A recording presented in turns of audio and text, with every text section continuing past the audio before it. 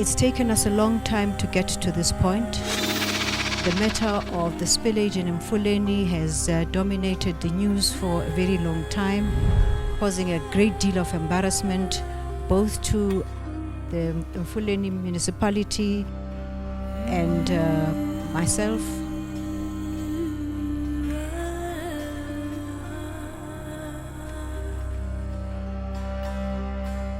We finally come to the Vaal River, the source of all the problems that have occupied us for the last few months. Hi, Honourable Minister. Hello, how are you doing? Good, you're looking stunning as normal. I'm here now for the fourth time in 1.5 weeks. I have had various briefings from the technicians who are going to be solving the problem. So once it's flow, once they open here, we're gonna see if there's a pipe that has burst.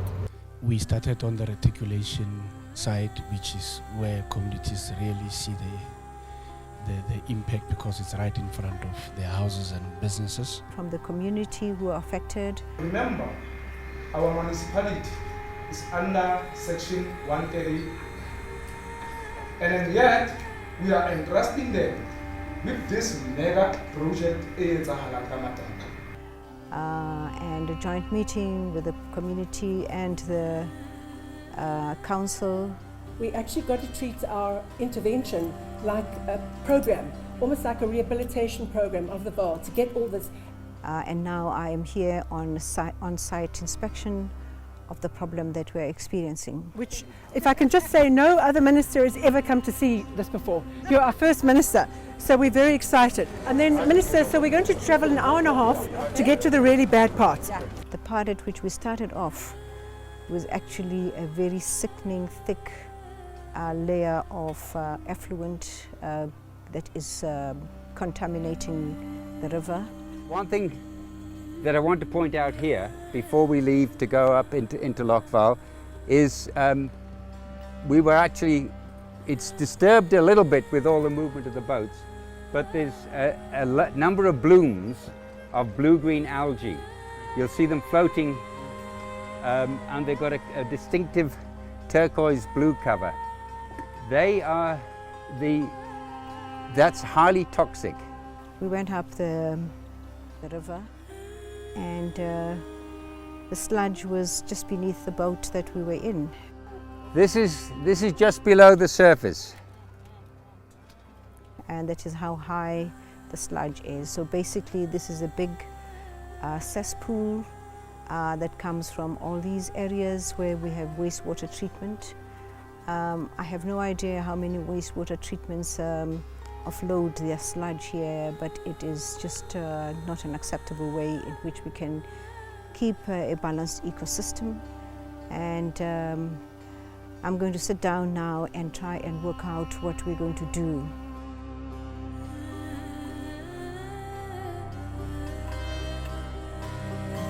Fortunately for us, we have a partnership now with the community, with the concerned residents, and with engineers of that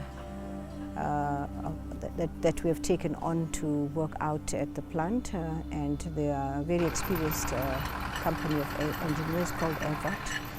Check your safety valve if it's closed.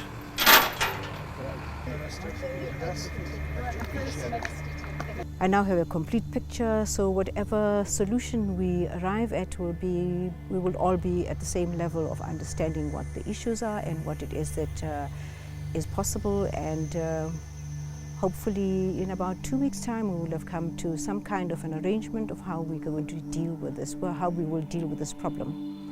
I intend to present it to Cabinet because, of course, to clean up the Vaal will cost quite a lot of money. Infrastructure is very old and has not been well kept. Operations and maintenance is not there. The budget is almost non-existent. And you have huge problems around skills, municipalities, operators to manage the wastewater plants. And that as a result, we have had a lot of breakage, number of pump stations dysfunctional, and we had sewer flowing out of the network and also in the wastewater works. All three wastewater works in Mfuleni are completely dysfunctional. It is an eye-opener. We have a big problem here. We have a big problem that has affected me also in my role as Minister of Human Settlements, because before we build settlements, we require a township establishment which is given by a council, and the council has to work out how many houses we intend to build, and do we have enough bulk infrastructure to deal with those houses? Do we have somewhere to dump the sludge after use after it has been flushed down? And it is amazing just how much needs to be done before a house can be put up. There are so many developments upstream of us which are not even connected to the sewage system. So they're just running into little rivers, into little everything. And unfortunately, because we're at the bottom, we're getting everything. And this here too, it looks like this is at the bottom, but it's not. All of this feeds up here, and all of that feeds there. So all of the human settlements developments, which are not properly connected, are unfortunately also contributing. Now, unfortunately, our population in the urban areas is growing exponentially. This is not something they think about. Somewhere down the line, somebody has to clean up what they flush down the toilet. Somewhere down the line, somebody has to put money into the chemicals that clean up the sludge. Somewhere down the line, somebody has to find a container for this waste water. Somebody somewhere down the line has to clean up this wastewater, remove the grey water, and sift off whatever we can use for useful purposes, and whatever we cannot use, we've got to find a way of dumping it somewhere. And it has slowed down my production of human settlements programs, and it has irritated me no end. But I'm much clearer now, and it is good that both portfolios are in my hands. I am able to work out from bottom up what needs to be done, and I'm able to actually even create ways in which we can fast track the clearing of township establishments so that we can build more houses. Our construction industry is undergoing strain because of the time it takes for the council or any council to declare a township and therefore allow us to build. And that strain is felt by the general despondency. Construction in any country is a huge employer of unskilled labor. It takes in, it provides work for a lot of people, and we need to jack up that particular side of our economic activity, and we did not understand why it was slowing down. Billions of rands worth of investments on hold, and our mayor will attest to that. We've got an Aerotropolis on hold. We've got several hotels on hold. We've got a glass factory on hold. We've got a brewery on hold. We've got 30,000 student beds on hold. I mean, that will change our town. We can be a student town. We've got residential developments. We've got human settlements developments. We've got old age homes. All of that is on hold. A lot of them, every box has been ticked. The only thing is it will not be signed off because we do not have capacity. So just look at that additional benefit, because the reason it's not been signed off is not because of the networks, not because of the pump stations, it's because of the capacity.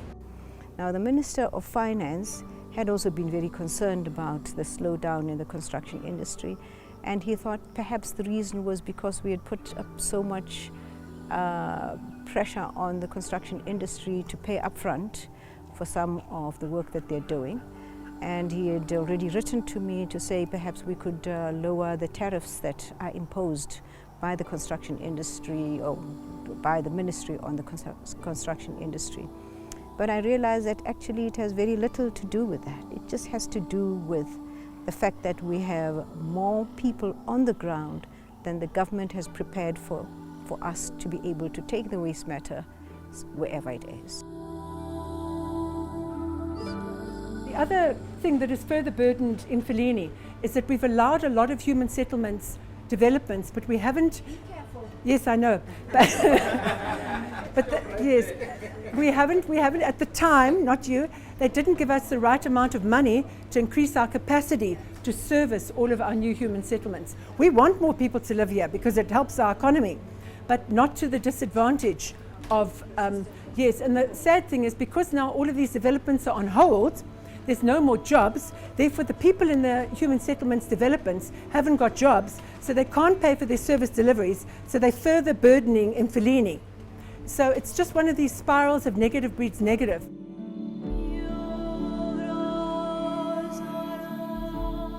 We've got to put into consideration the fact that the infrastructure that has been put in place was never meant to contain the number of people that live on it right now. It is slowly deteriorating, it is slowly giving up, and as we could see a few hours ago on the Vaal River, it is just polluting everywhere. Very soon sections of the Vaal River would not be usable if the sludge continues at this level.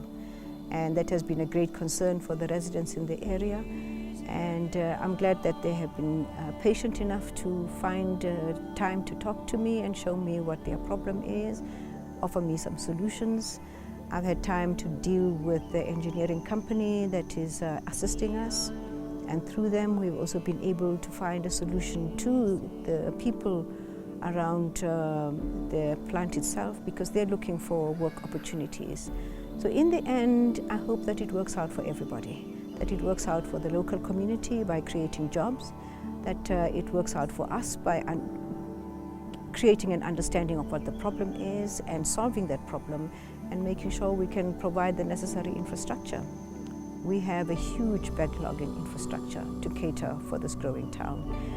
Johannesburg was just a mining town, and now it has grown into a huge metropolis, possibly the biggest in Africa.